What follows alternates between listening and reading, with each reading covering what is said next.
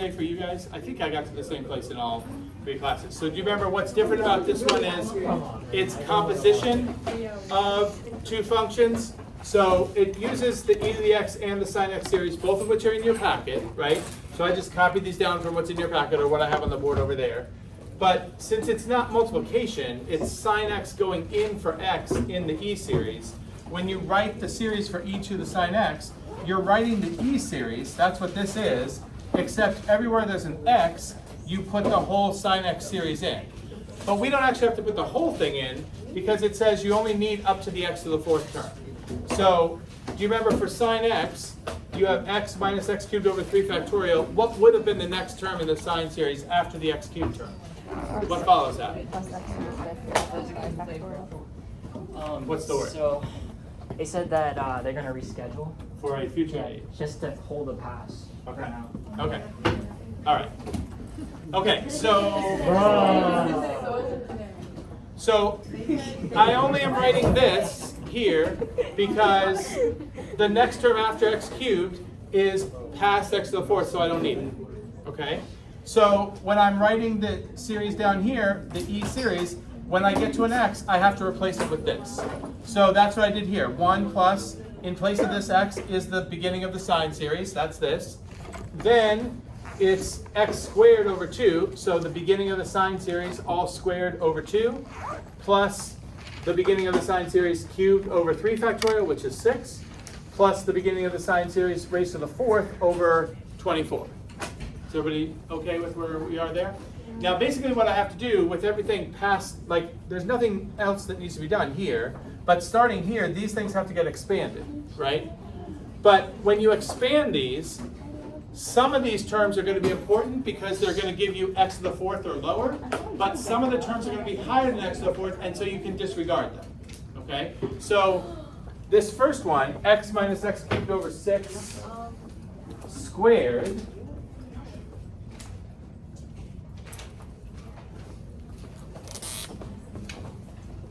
okay, if I have x minus x cubed over 6 squared, and then this whole thing is divided by 2, when I expand this out, what's the first term here? X squared. Now what's the middle term? It'll be minus x cubed over 3. X cubed over 3, right? It's 2x times x cubed over 6. That's negative x cubed over 3. So x cubed over 3. But then the last term is x to the 6th over 36. And remember, all this stuff is getting divided by 2, right? Because it's this whole thing squared over 2. So that's this 2.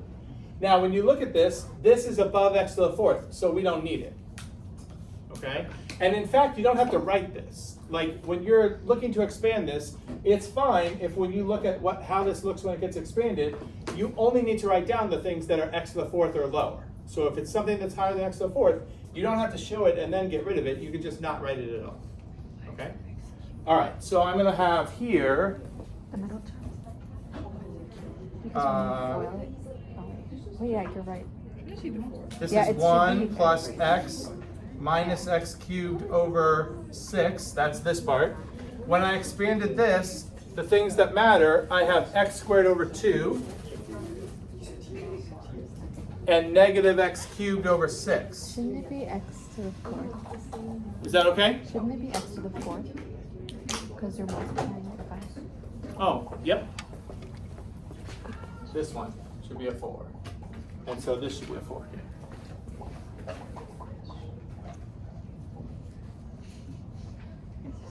Okay, good. All right, now the next one, a little more complicated, because you have to expand this out and you're cubing this thing, right?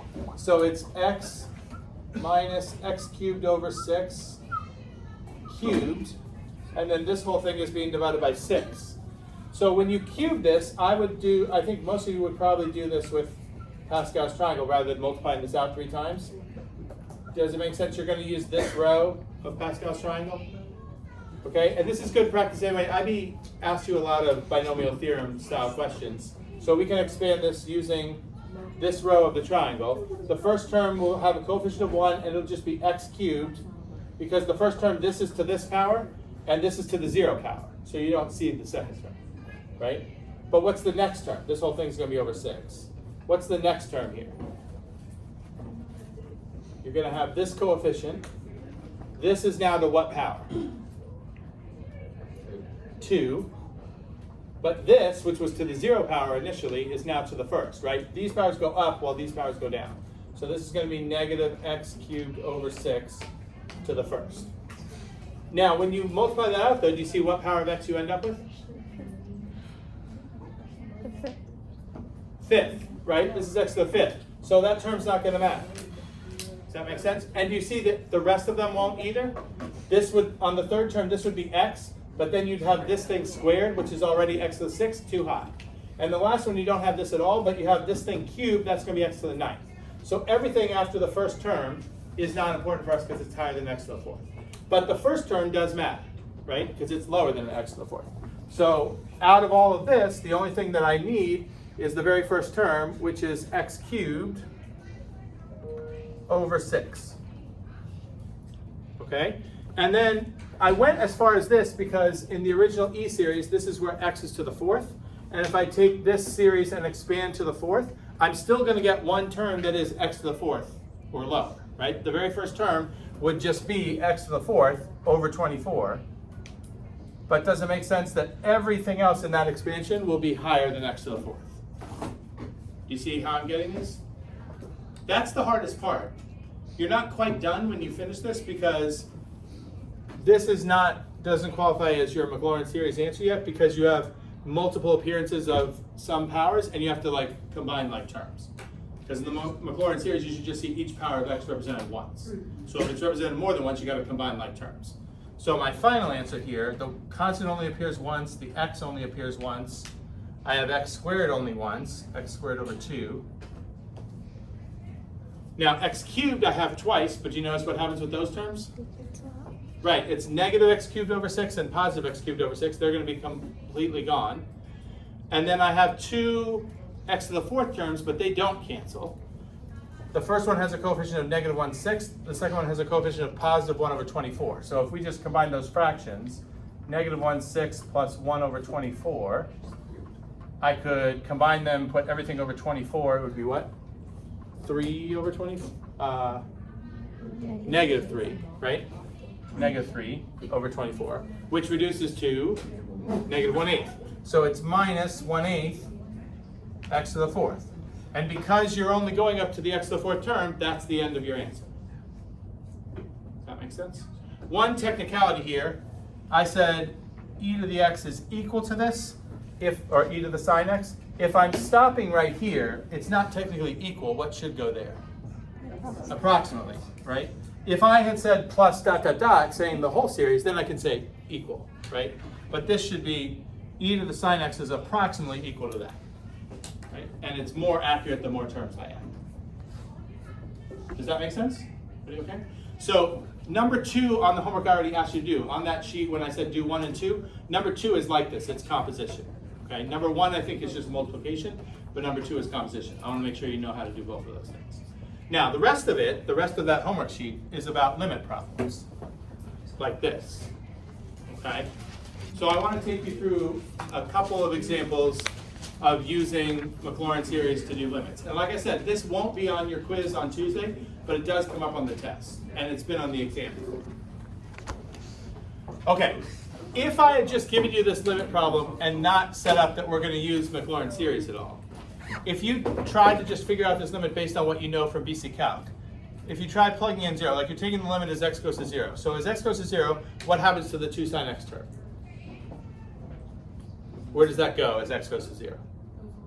Right, goes to 0. What about inverse tangent of x? Inverse tangent of stuff getting closer to 0 goes to 0.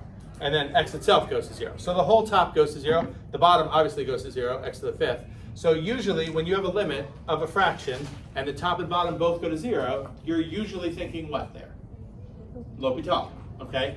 In this case, this problem would be, it can be done using L'Hopital, but it's real tedious and time consuming and annoying.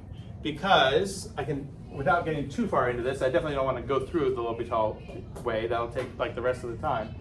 Can you see what's going to happen on the bottom here? When you take the derivative of x to the fifth, what do you get? 5x to the 4th. 5x to the fourth. What happens to that as x goes to 0? Goes to 0. Still goes to 0. And when you keep taking derivatives, the next one's going to be 20x cubed. That's going to go to 0. And then 60x squared. Do you see they keep going to 0? Now, if the top didn't also keep going to 0, then if you got like the top going to 1 and the bottom going to 0, we could answer that at that point. Okay? Usually if the top goes to a non-zero number and the bottom goes to 0, that's usually an asymptote. And the answer is either going to be infinity if both sides go the same way, like infinity or negative infinity, or if it does this on one side and this on the other, what's the limit? Does not exist. DNE, okay? So you wouldn't need multiple times of L'Hopital's rule unless you were getting 0 for the top and the bottom, but I'll spare you. This does keep going to 0 on the top also, and the bottom you can obviously see goes to 0. So it takes like 5 times through L'Hopital's rule before you finally get an answer there, okay? And the derivatives get messy, right? The first derivative you take actually isn't that bad. This would be 2 cosine x minus 1 over 1 plus x squared minus 1. That's fine. The next one is not too bad because this 1 over 1 plus x squared you can write as 1 plus x squared to the negative 1, and you can just use power and chain rule. But on that one, when you use power and chain rule, you're going to get a fraction that has x on the top and the bottom, and from that point on, you're going to have to use what? Quotient rule. And we're only on like derivative 2, and you need like 5 or so derivatives. So this is like real annoying and time consuming to do. So it turns out there's an easier way to do this, which is to use Maclaurin series. What you do is you can substitute the Maclaurin series for these functions in place of the functions themselves, and that will give us an algebraic way of figuring out the limit. Okay? And you notice both of these are series that the packet gives you the formulas for. So you don't have to like create the series, you can just take them right from the packet. So if I do that, the sine series we've done before, right? It's x minus x cubed over 3 factorial plus x to the 5th over 5 factorial, and so on. Okay? Inverse tan. Do you guys see what that is? Either from the packet or from the board over there. What's the inverse tan series? What does it start with? X followed by over 3, and then it's plus. Okay. It looks very similar to the sine series. They're not identical because this one doesn't have the factorials, right? Okay, then it's minus x. That's our numerator. And the whole thing is over x to the 5th. Okay? Now, let's try to combine like terms on the top there. I have an x term leading off this, an x term here, and an x term here. If we combine all those x's, do you see what happens? What do we get for the x's? Negative x. We don't get negative x. This is how much? 2x minus another x. All the x's are gone, right? Look at the x cubed terms. This is 2 times negative x cubed over, that's a 6, right? 3 factorial. So 2x cubed over 6 is negative x cubed over 3. And then we have minus x cubed over 3 again. So the x cubes also go away, right? But this does not keep happening because if you do the fifths, 2x to the 5th over 120 minus x to the 5th over 5, and that's the only other x to the 5th there is, they don't go away. Does that make sense? So starting on the x to the 5th term, we have to pay attention. But the x's and the x cubes are gone. Suchi? Yeah, but there's a 2 here. So that's going to make this really negative x cubed over 3, and this with the negative distributed is positive x cubed over 3. Okay? So it's not until you get to x to the 5th that there's actually something there. So I'm going to now write this as limit as x goes to 0 of, I'm going to skip the first 2 terms. It's 2 times x to the 5th over 5 factorial. And then I'll write a little bit more of this so you can see what else happens. The next one would be minus x to the 7th over 7 factorial. And then more things. And over here, remember the first 2 are gone, so it's really minus x to the 5th over 5.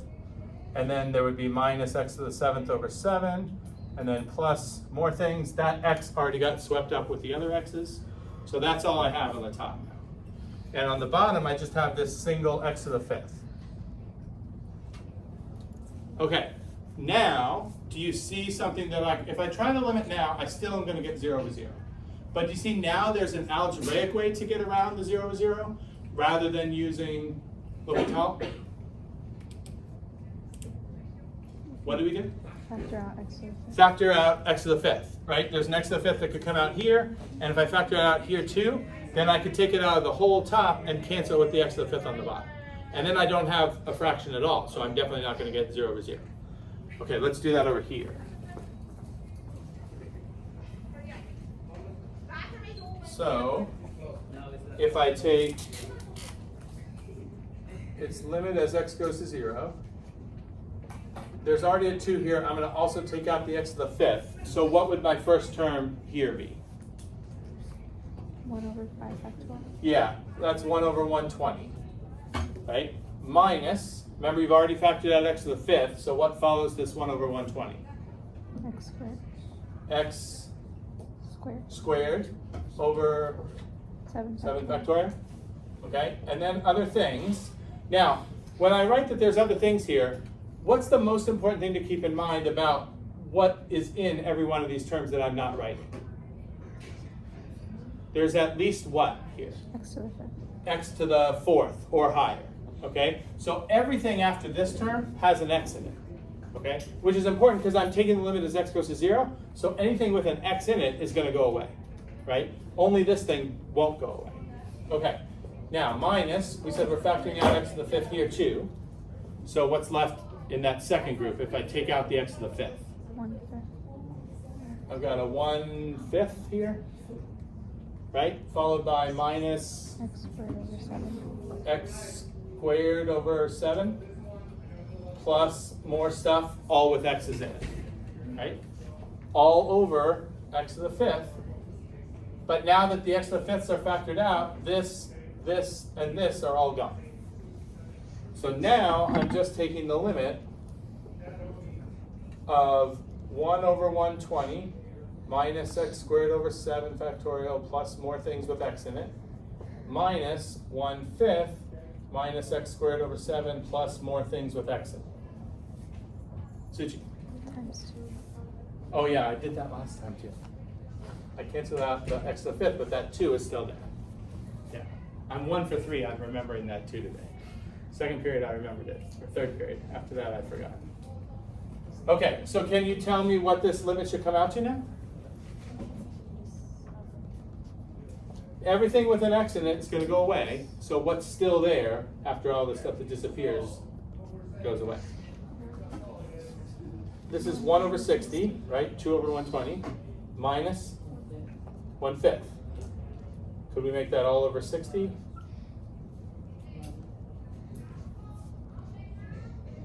Yep. Negative 11 over 60. So that limit of the original function, if you look at this, I would not say this screams out, my limit as x goes to 0 is negative 11 over 60. Not much of a hint of that there, right? But I'll show you on the graph.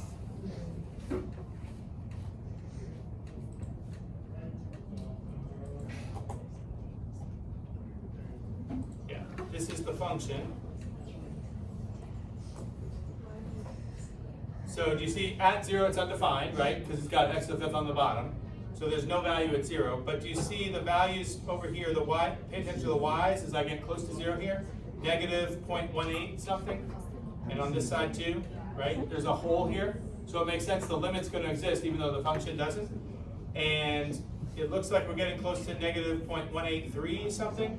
11 over 60 is 0.183 repeating. That's your limit. Okay?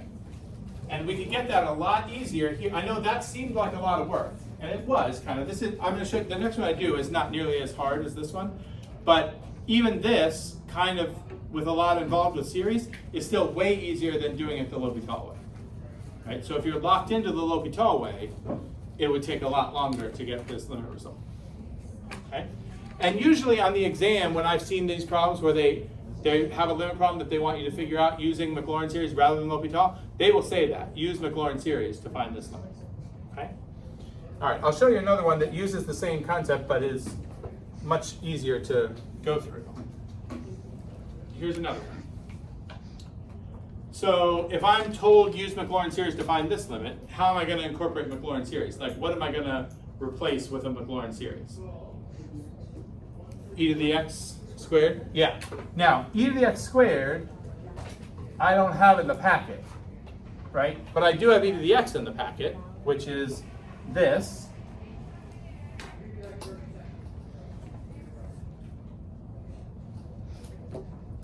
Okay, I don't even know that we need to go that far, but that's the beginning of it, right? So how do I get from that to e to the x squared? We did this on Tuesday, right?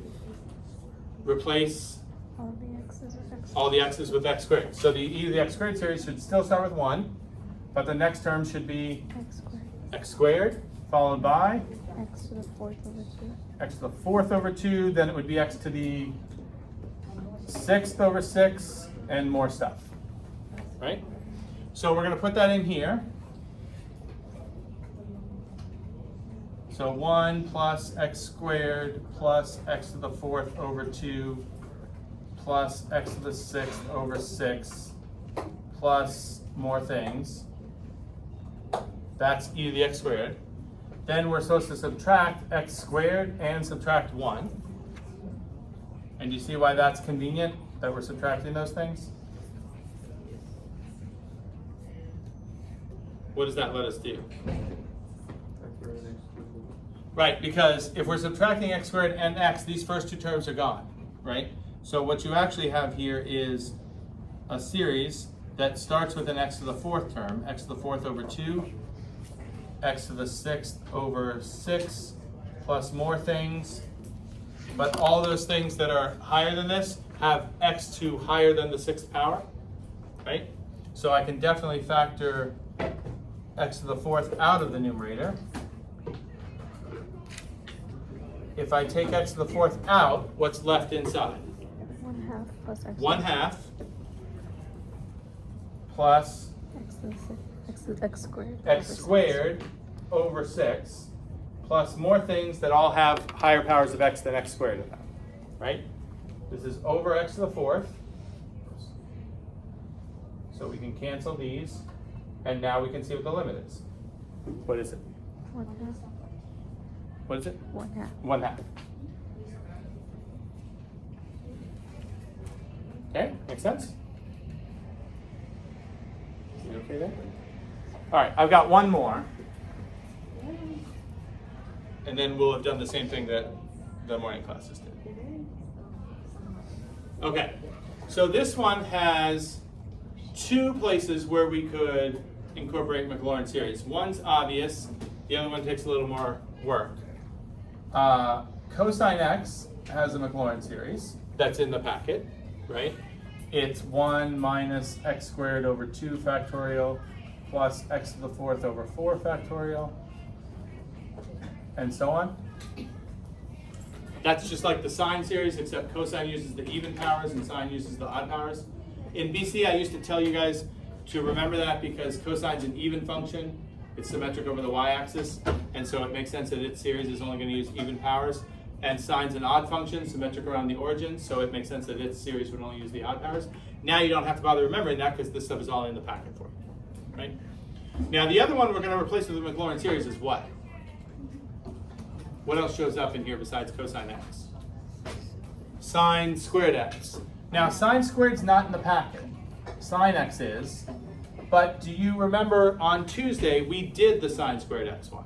So this problem would not show up by itself on the test. If they were going to have you do this, there probably is a part A where you're making the sine squared series first. And then once you had that, you can use it in this. This would be like a hence problem. Does that make sense? But we will just take, I don't want to recreate it. Do you guys have it in your notes? I think we went up to the sixth power with sine squared, which I think was like 3 terms. X squared. X squared is the first one. X squared minus. Minus x to the fourth over 3. Okay. And then plus probably? 2x to the sixth over 45. Yeah. I remember the 2 over 45. To the sixth, yeah. Yeah. Okay, so that's plenty. We don't need any more than that. So let's put those things in. So I'm going to have the sine squared series.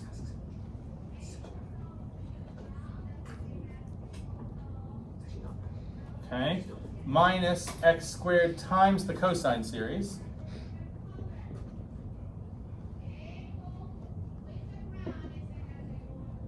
okay?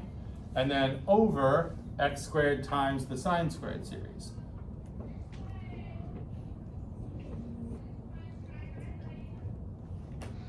All right, let's try to simplify this.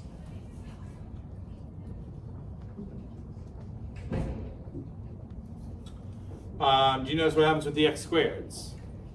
X squared minus x squared, they're gone.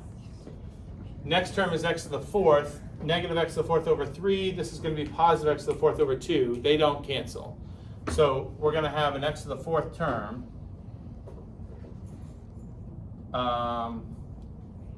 We can combine now if we want. This coefficient is negative 1/3, and that one is positive 1/2. You see what I'm doing there? That's the x to the fourth term. X to the sixth has 2 over 45 from this part, and this would be minus 1 over 24 from that part. And then there would be more things here, but they would go, like the next thing's gonna have x to the 8th, and everything's gonna have x to the 8th or higher, right? On the bottom, if I just distribute this x squared through, I'm gonna get x to the fourth minus x to the 6th over 3 plus 2x to the 8th over 45 and more stuff, all of which will be higher than x to the 8th. So what powers in everything? Like what can I factor out? X to the fourth. So if I take x to the fourth out, what is this? Negative 1/3 plus 1/2? 1/6. That's 1/6. I'm not even going to bother combining this because it's attached to an x squared, so it's going to go away, right? So I'm just going to leave this as 2 over 45 minus 1 over 24. That's times x squared. Then there's more things. Down here, if I take out x to the fourth, what's left inside here?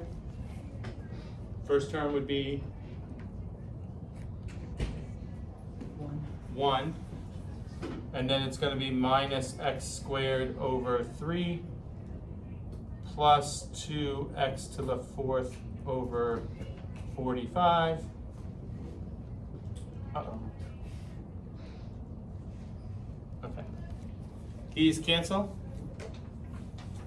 Can you see what the limit's going to be?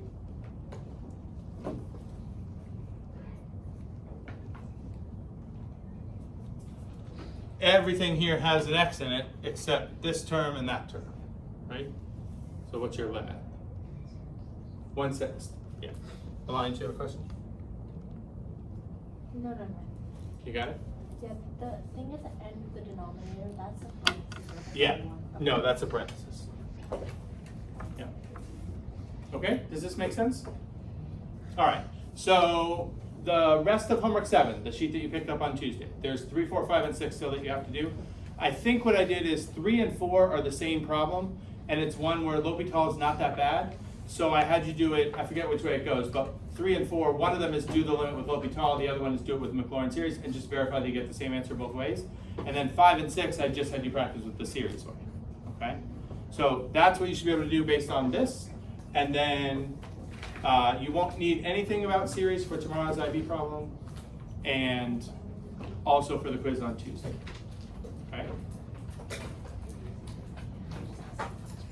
And then Wednesday we'll start the last piece of the calc review.